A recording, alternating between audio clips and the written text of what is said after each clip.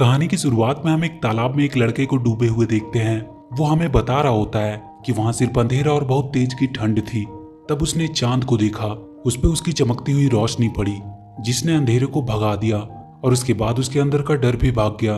वो वहां क्यों था और उसकी जिंदगी का क्या मकसद था उसे कुछ भी नहीं पता। उसे वहां एक छड़ी मिली जिसे छूते ही उसमें कुछ मैजिकल पावर आ गई, जिसे देखकर वो काफी खुश था। वो हवा में भी उड़ सकता था। वहां एक पेड़ पे चढ़कर उसने देखा कि पास में एक गांव है। वो वहां जाकर वहां के लोगों से बात करने की कोशिश करता है, पर बहुत जल्द उसे पता चल जाता है कि कोई भी इंसान उसे ना तो सुन सकता है और ना ही देख सकता है।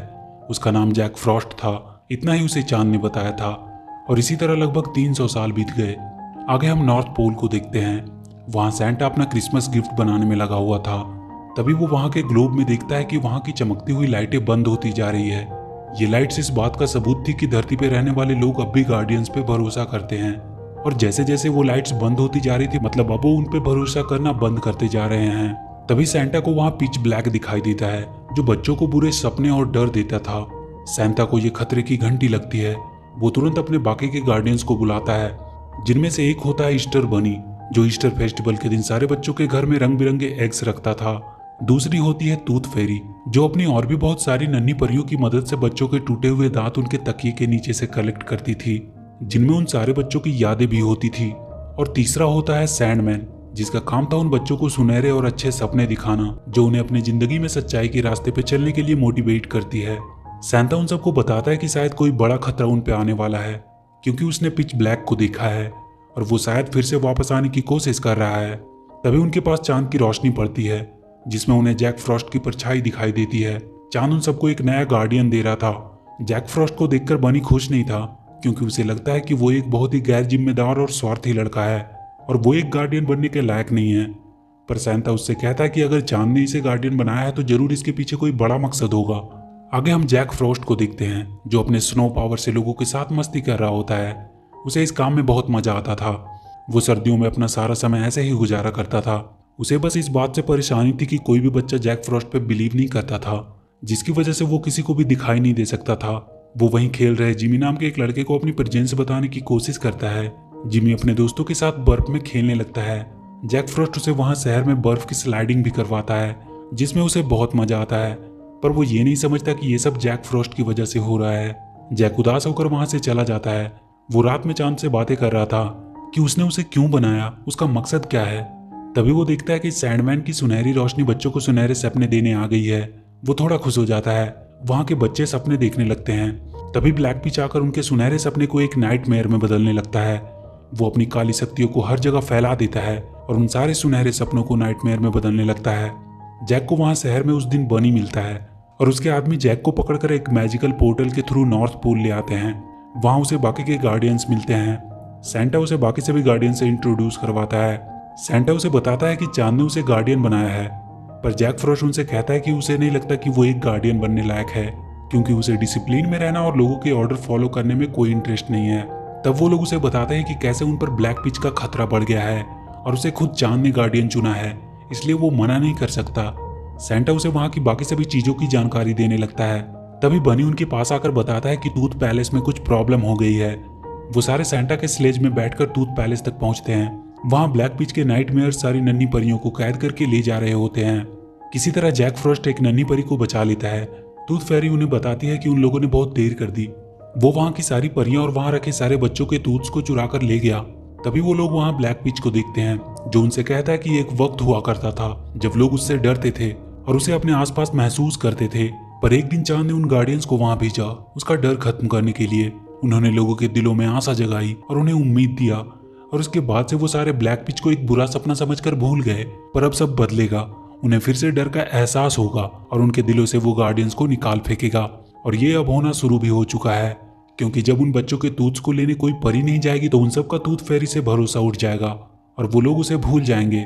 और अगर सबने भरोसा करना छोड़ दिया तो उनकी सारी शक्तियां भी धीरे धीरे खत्म हो जाएगी। और उसके बाद ना ही कोई क्रिसमस होगा और ना ही कोई ईस्टर होगा, तो सिर्फ अंधेरा और उसका डर। सारे गार्डियन उस पर हमला करने लगते हैं, पर वो वहां से भागने में सफल रहता है। टूथ फेरी अपनी नन्ही परियों के पकड़े जाने से बहुत उदास थी। जैक उससे पूछता है कि ब्लैक पिच टूथ चुरा कर क्या करना चाहता है। टूथ फेरी उसे बताती है कि बात सिर्फ टूथ्स की नहीं है, इनमें उन बच्चों की यादें हैं वो अपनी परियों के साथ उन बच्चों पर नजर रखती है और कभी भी उनकी लाइफ में अगर उनके बचपन की मेमोरी की जरूरत पड़ती है तो वो उन्हें वो यादें देते हैं।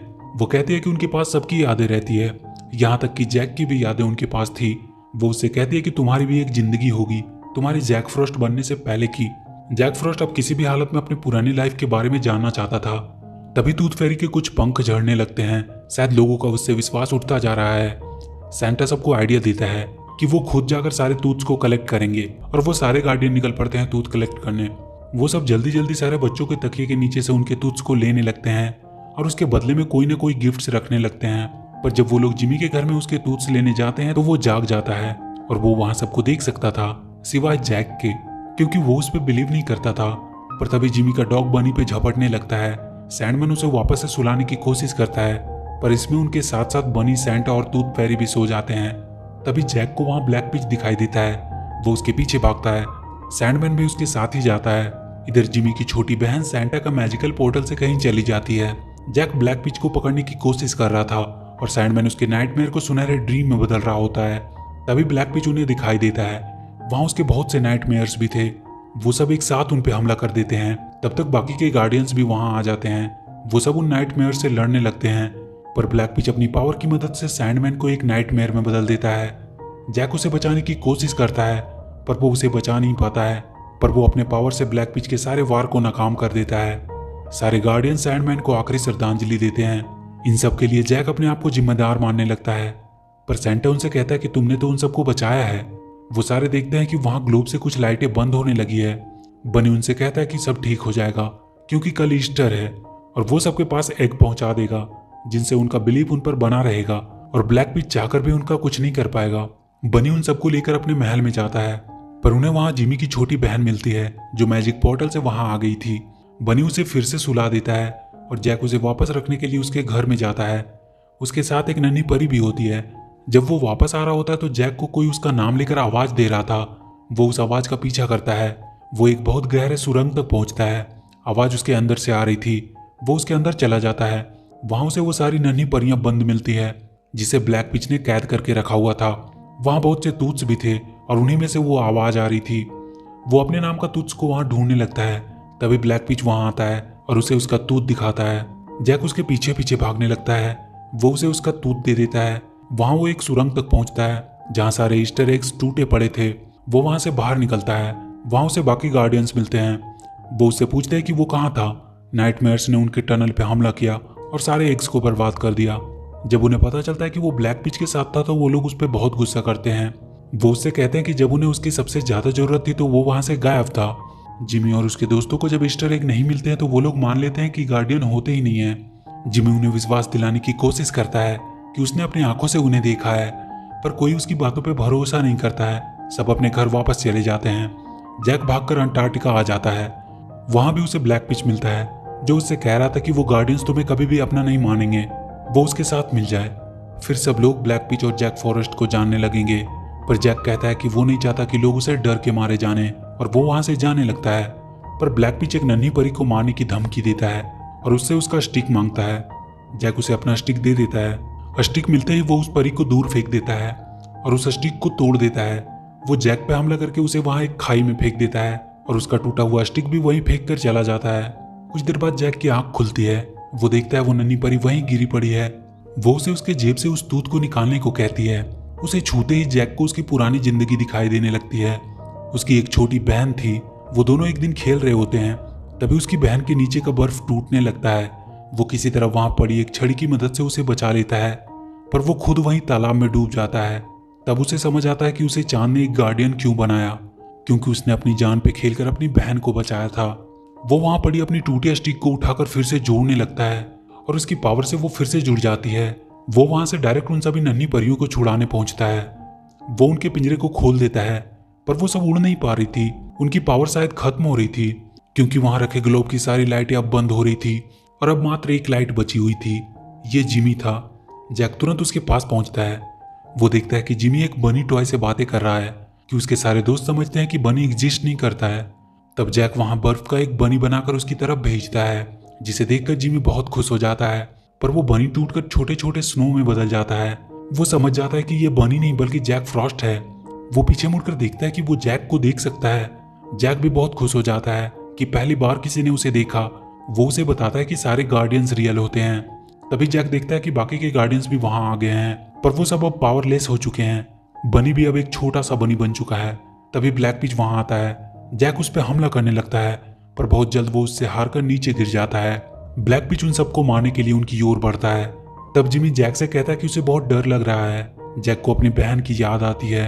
वो जिमी से कहता है कि इससे डरने की कोई जरूरत नहीं है, और वो एक स्नोबॉल उसके ऊपर फेंकता है, जिसे देखकर जिमी हंसने लगता है। जैक उसे लेकर उसके बाकी सभी दोस्तों को भी अपने ऊपर बिलीव करवाता है। अब जिमी के दोस्तों को भी वो सारे गार्डियन नजर आ रहे थे, पर ब्लैक पिच अब भी बहुत ज्यादा ताकतवर था। वो उनसे कहता है कि वो सब मिलकर भी उसे रोक नहीं सकते। तब जिमी और उसके सारे दोस्त आगे आते हैं और कहते हैं कि वो इन्हें बचाएंगे, क्योंकि वो उससे नहीं डरते। ब्लैक पिच उन पर हमला करता है, पर जिमी की उसके छूते ही उसकी काली शक्तियां सुनहरे लाइट्स में बदल जाती है और उन सारे गार्डियंस की पावर फिर से वापस आ जाती है, और वो सारे मिलकर उसके सारे नाइटमेयर्स को खत्म करने लगते हैं। ब्लैक पिच जैक पे हमला करता है। तभी एक सुनहरी रस्सी उसे अपनी ओर खींचती है। ये सैंडमैन होता है, जो वापस आ चुका था। वो ब्लैक पिच को वहीं ऊपर उछाल कर नीचे पटक देता है। ग्लोब की लाइट फिर से एक एक करके जलने लगती है, और सैंडमैन के सुनहरे सपने फिर से सबको खुशी देने लगते हैं। ब्लैक पिच के नाइटमेयर अब उसी पे भारी पड़ रहे थे, क्योंकि अब वो बहुत डरा हुआ था। वो सारे नाइटमेयर्स उसे खींचकर उसी अंधेरी गुफा में फिर से बंद कर देते हैं। जैक और सारे गार्डियंस उन बच्चों को बाय बोलकर वापस चले जाते हैं, और इसी के साथ ये मूवी खत्म हो जाती है। तो वीडियो अगर अच्छी लगी हो तो please do like and share the video, and please subscribe to my channel and press that bell icon.